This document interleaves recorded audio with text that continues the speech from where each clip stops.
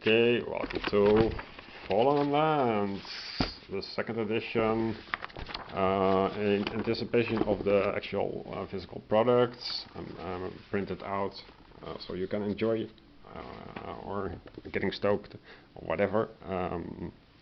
Hope you like this this overview. Because once you get it, you will also have to read the rulebook, so you might as well do it now.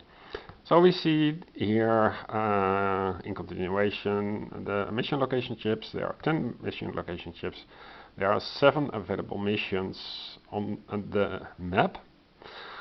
And I'm not sure where the missions come from, because the mission cards here... right. So, if players may draw from the mission deck when the party occupies a numbered hex marked with a mission location chip. This is the one. So I think this should be flipped in an ideal rule book. Then the random location is determined by rolling 2d10 and matching the outcome with its numbered hex 1 to 100. So if you have, I don't remember how many hexes there were for the original game. I think 100, maybe the old one, and maybe this needs to be updated. But assuming it's correct, then how do you get to 1 to 100?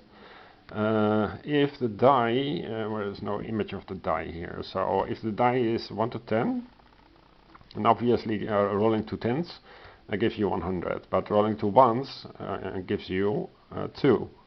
So there is no way to reach the number 1. If you so the instruction would be, because people will make mistakes, and if this is set as simple as this, people will just naively roll 1 for the tens and 1 for the units, and then add them up. But what you should do is to roll for the tens, and the score detract 1. So if you rolled, for example, a 1 on the first d10, that should be a 0. Or maybe you should just simply say what you roll times 10 minus 10. That is more easy. So if you roll 10, then it is minus 10, makes 90. And for the second one, you roll 91 to 100. That way would cover the entire grid of entire range of 1 to 100 on the map. If, however, the d10s are numbered 0 to 9, which is also pretty possible, then you would have 0 to 9 times 10 plus 0 to 9, which means that your range is 0, 0 until 99, which means that if you roll a 0 on the first d10 and a 0 on the unit, so 0, 0, that should be mapped to the 100 hex. So this needs more clarification. However, you'll figure it out yourself depending on the die, but that is the theory behind 2d10 to cover a fixed range. There are also points of interest of special locations. These are but going back to the mission location chips, why are there 10 and there are 7 available missions? So I can imagine that they are double-sided, mission 1, mission 2 on the back, for example. So you would have mission 1, 2, 3, 4, 5, 6, 7, 8, 9, 10, 11, 12, 13, 14. Why would you need 14 of these chips? Well, you have 7 chips, so no. But then I think they are just single-sided. So there are they are 1 to 7. I think mission 7. Their mission cards are depending on the from this deck when their party occupies a numbered hex marked with a mission location chip. So I think these mission cards are numbered, and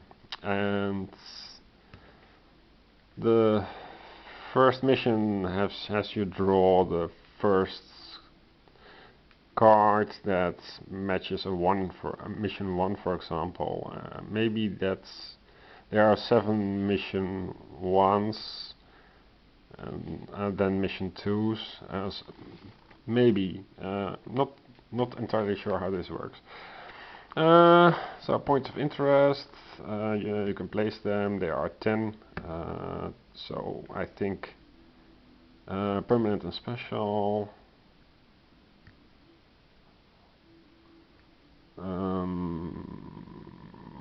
I think a party can place 2 of these. There's a turn marker chip. There's only 1. Used to keep track of the number of game turns played, and that is important to signify the end of the game. There are damage chips, of course, NPCM chips. So if you draw a specific action card that names an NPCM, then you can use the token to move them around the map. You can hire these NPCMs, the NPC mercenaries or something. You can destroy locations, place a destroy chip on it. There is 1d12, that is earlier mentioned, so this should be put to the front of an ideal rulebook. D10 dice, also, well, D12 dice, should be die of course. D10 dice should be earlier mentioned, and it doesn't describe if it is 1 to 10 or 0 to 9. There are also D6s. You roll a lot of D6s, and there are some party markers, so you have to paint something, and these correspond to the faction chips that you saw here. So for painting palette color, you can use this as inspiration, which is at least better than these ring things that were in version 1. And also of note is here the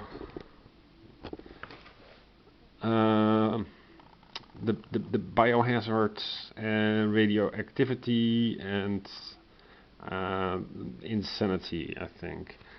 So there are more conditions than you would think at first glance. Salvage coin chips, so SC is the currency. So you pay with bullets or with gallons. Small chip trays.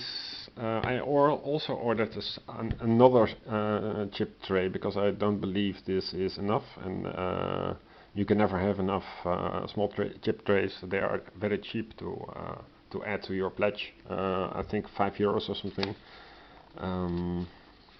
So yeah, these trays are very useful for keeping some sense of order in this chaotic game. Number of players designed for 1 to 6 players. Well, we can safely round that down to 1. And for your first game, we recommend you begin with 2 to 3 players.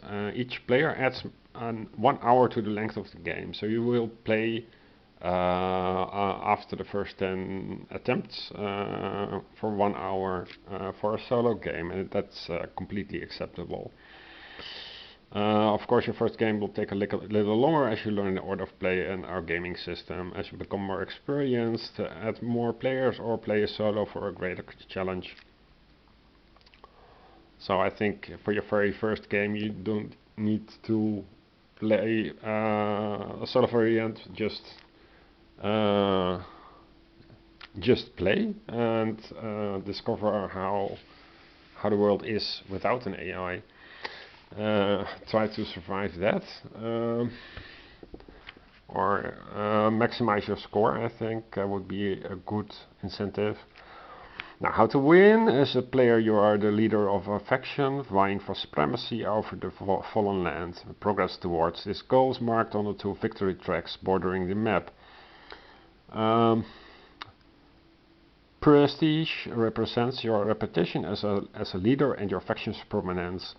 Townly health represents the number of your town's citizens and its prosperity.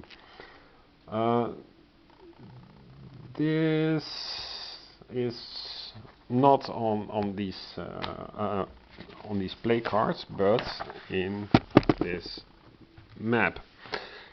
And my plan is to enlarge this picture, and around every playmat location, so Battle Mountain, Nevada, for example, I would centralize it and print out on a single sheet the surrounding parts.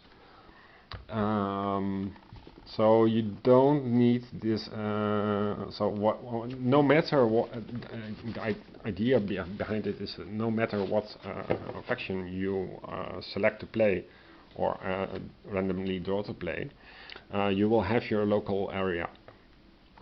So that would be very beneficial for not having to set up this giant board. Yeah, what else is there to say? The game setup. This is a complex game. Read the rule book. It's very clear. One player needs to be familiar with the rules. Set up the game to match the common play area diagram. The common play area diagram is this thing. Yeah, so what else? So it's written